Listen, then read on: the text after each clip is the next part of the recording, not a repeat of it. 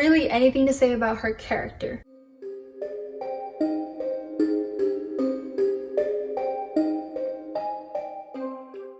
Hey guys, today we're going to be reviewing another fairy tale retelling because I've gotten back into my stride. I am going back into the world of retellings, YA retellings, yes, but you're not going to see me do this for too long. I'm thinking of doing something a little different as well later on. I mean, there's only so many retellings you can retell until it all becomes the same thing. So this is maybe my last one in terms of a retelling for a while. I'll try to branch out, do something different. I know y'all are tired of me talking about fairy tales and stuff like that. I am too, I get it. But this one, this one is a retelling about a fairy tale you don't usually hear very often. It's a retelling of the 12 Dancing Princesses.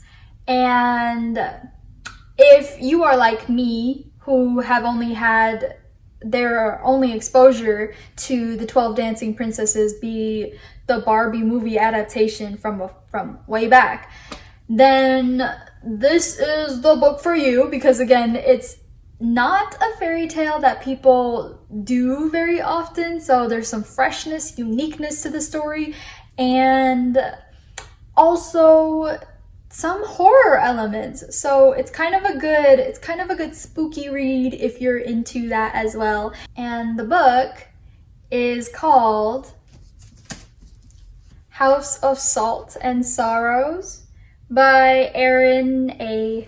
There you go. As you can see. So a bit of a side note disclaimer, I will be spoiling some aspects of this book, but not all aspects of this book, just because I actually enjoyed this book. I mean, yeah, there's some flaws in here that I will go into, that I will talk about, but overall, it was a pretty good book. I feel like maybe it was just in the right time, right season for me, but I liked some of the twists in here, and I hope to give you the same experience in reading this if you would like to go ahead and go for it yourself. That's how generous I am. There you go. Don't worry. That's all for you, baby. I'm gonna give a brief synopsis about the fairy tale of the 12 Dancing Princesses itself, just because, again, it's not a well-known fairy tale. You don't really see Disney making something out of it. So I'm gonna let you know what I read, the abridged version of the children's book, storybook version of this fairy tale that I read years ago. So of course you know that this is legit and very reliable of a source. And if you would like more details, then you can always search it up. I'm sure there's a PDF somewhere about the fairy tale itself. But basically, once upon a time, there lived a king. He had 12 daughters, 12 princesses, and they would always disappear in the middle of the night only to reappear again during the day. And whenever the king asked his daughters where they were off to and where they would gallivant, the daughters said nothing to him. They would not tell him anything for nothing.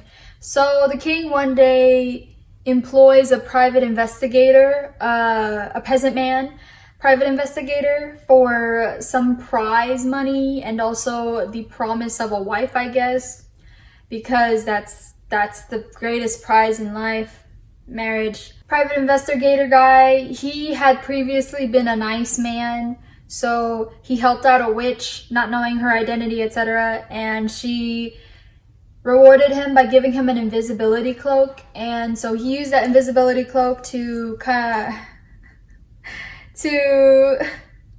hide in the princess's bedroom and watch them. So he did that. He invaded their privacy to see where they go at night and what they do at night. And so he found out that they would often at night go into another dimension, another magical realm where the trees had leaves of gold and silver and diamond, and and you are want for nothing in this magical world, and they just dance here. So the private investigator, Scooby-Doo guy, he brings a chalice from that world and shows it to the king and is like, this is the thing, the chalice from that world. And he also showed some leaves that he would collect as well. He was like, these are some leaves too from that world, etc., etc. And the entire time while he was investigating and tailing them and stalking them, etc., the youngest of the 12 princesses she had a feeling. She had very great instincts, I feel like. She had her hunches, and she was always saying, guys, I think there's someone following us. I mean, like, I just feel eyes on me, etc., you know? And she was always suspicious of somebody tailing them. But since, I don't know, private investigator, Inspector Gadget guy was wearing his invisibility cloak, nobody could see him, so nobody believed the youngest. They were like, okay, come on, shut up, we're gonna keep dancing. And they kept dancing.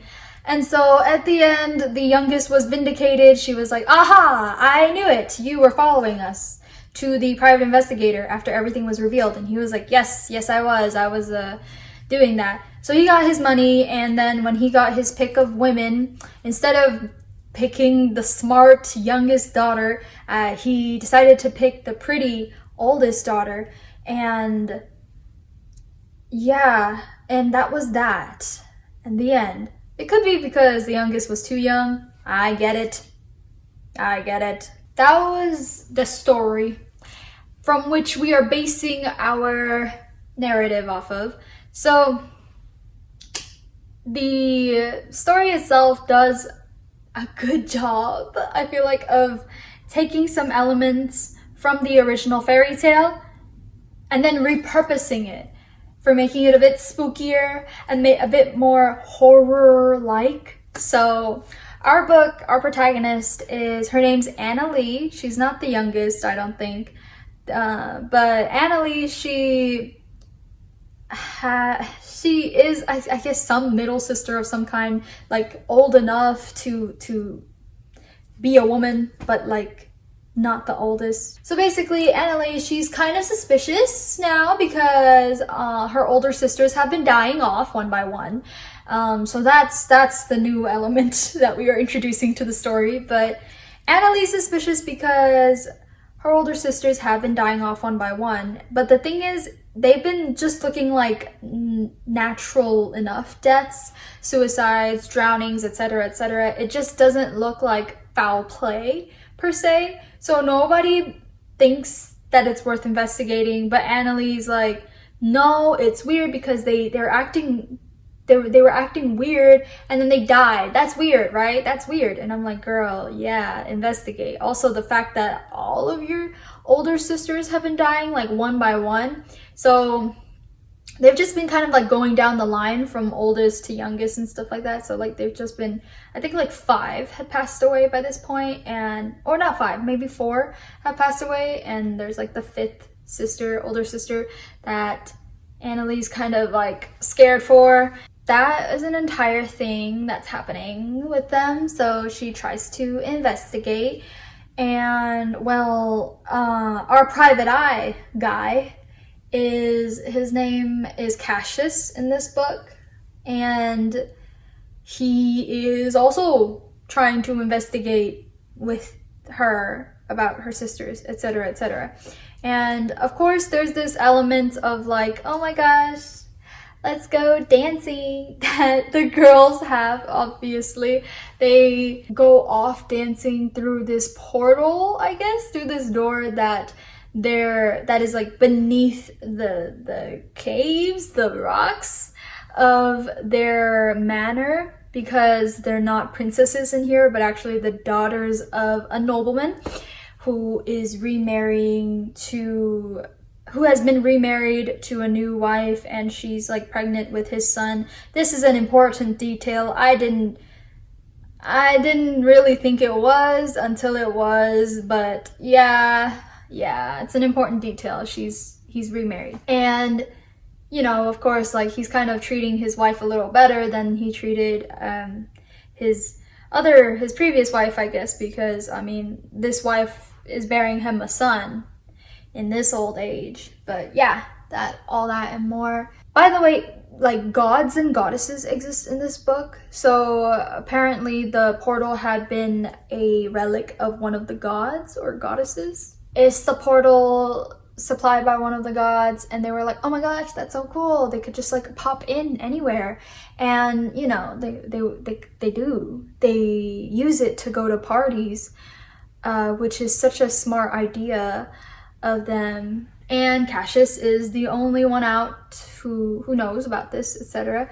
He is obviously Annaleigh's love interest. I don't know. I had no feelings about the romance. I can't say I did. It's more like, it felt more like a connection of necessity, because throughout this book, throughout this narrative novel, Annaleigh sees things that nobody else sees. She gets these ghost hauntings. She gets these hallucinations, it seems like, because at first, like, she sees things, nobody sees them. She turns back around, it's not there. Whatever, right? But then they start actually having a tactile feeling to them whenever she interacts with them. There was this one scene with a bunch of insects, and it's so bad. It was so gross, so grotesque.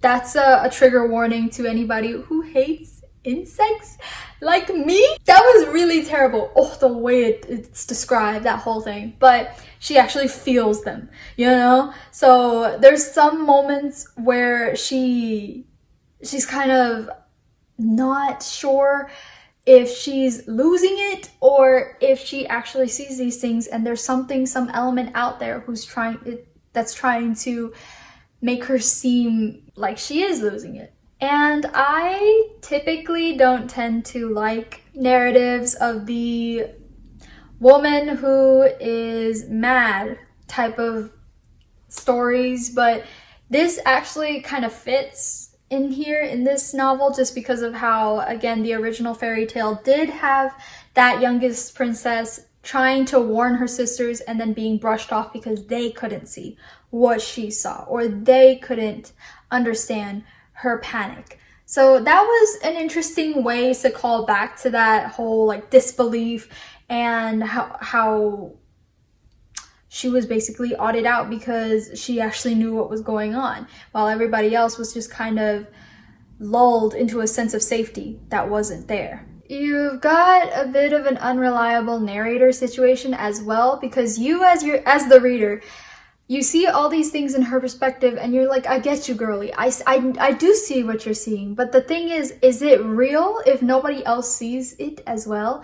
It's kind of an interesting dynamic you as a reader have with the narrative, because again, you know, you don't know if what she's experiencing is real or if you are being tricked by her in some way to think that it's real, like she does. But yeah, it's all revealed that, again, she is vindicated towards the end. There is something working against their family, and their family has some family secrets. Of course they do. To be honest though, I had originally thought that the entire time, I had thought that Cassius, the love interest, had something to do with the mystery, because he came out of nowhere, first of all. Secondly, he is way too close to the family, way too close to the girls, especially to Annaleigh. Like, he has her trust, you know? She takes him everywhere.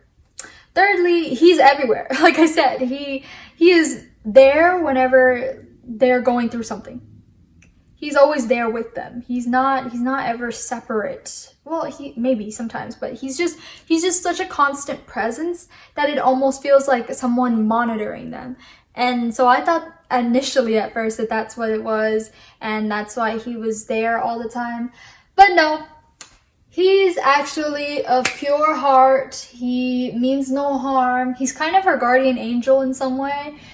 Yeah, you're gonna have to just read that part, but it was I feel like I was suspecting him this entire time, because I was just suspecting him this entire time, and I was not vindicated, because wow, that was a waste of my time. But again, it's not exactly a mystery book. There is some mystery in the book, but it's not exactly a mystery book that you would find clues and watch it all unfold. The whole ghost sightings, the hauntings, etc., do have a supernatural, paranormal influence, and you're not going to be able to get that unless, like, you read to the end, I guess. You're not going to be able to find out what exactly the influence is until you read to the end. But man, was I kind of disappointed that Cassius had nothing to do with it. I'm not gonna lie. I thought that him trying to romance her was a bit forced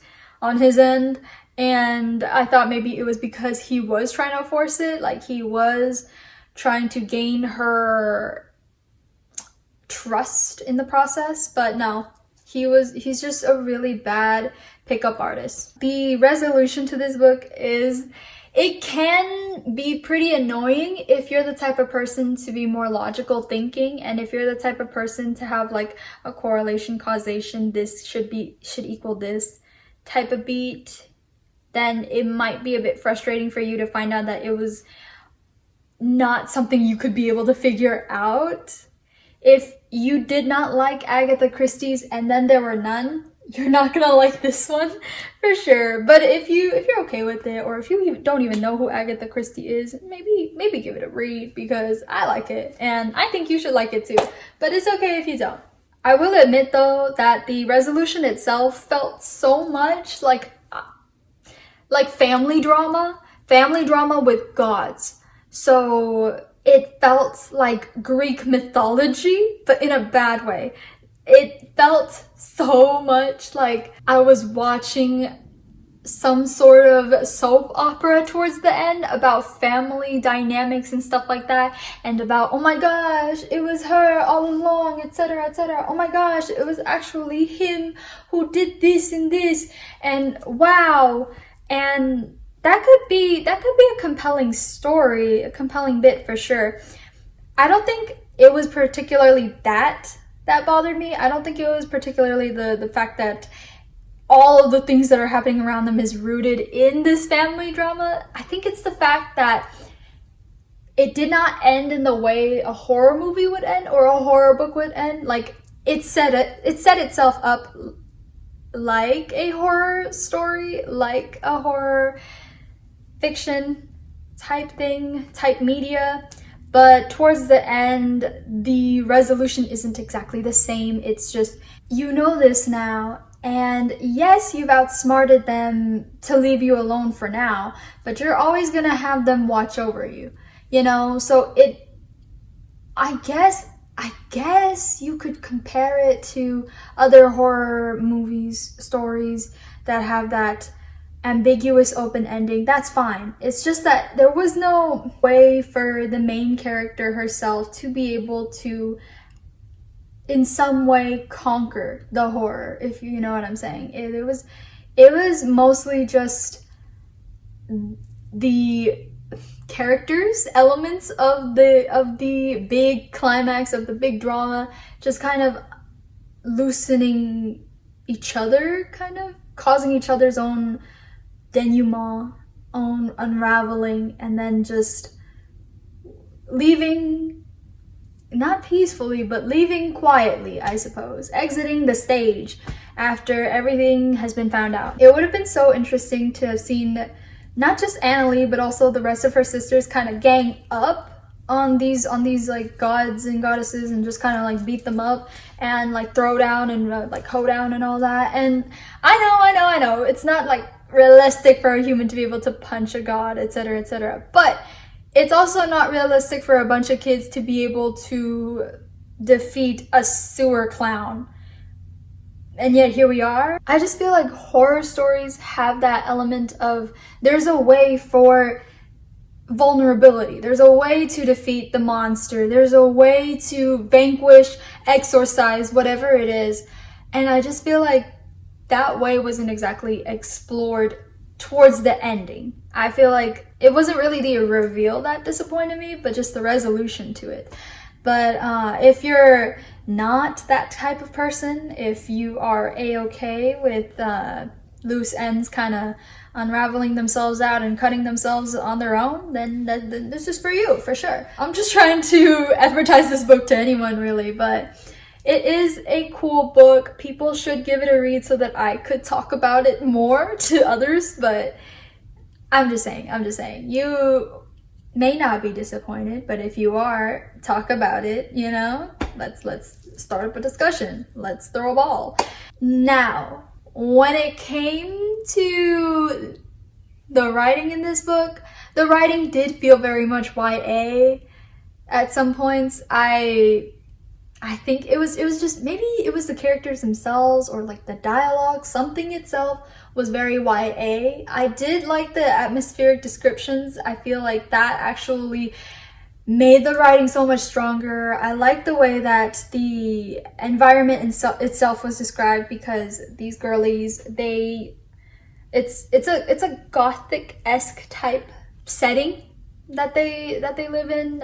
They live in the manor, but it's like near the coast, on the shore, but it's not a tropical sunny island type coastal shore. No, it's more of an England frigid cold type of shore where, you know, maybe some kind of not monster, but ghost from the moor pops up. I don't know what England has. I've never been. You can correct me if I'm wrong, which I may be, but it's just kind of got that Gothic atmosphere because of that, and it's really cool, I guess, how the writing itself brings that to life, brings that about. I think if it weren't for the characters, it would not feel as juvenile as it does with the characters. The characters themselves, let me talk about them actually. Annaleigh,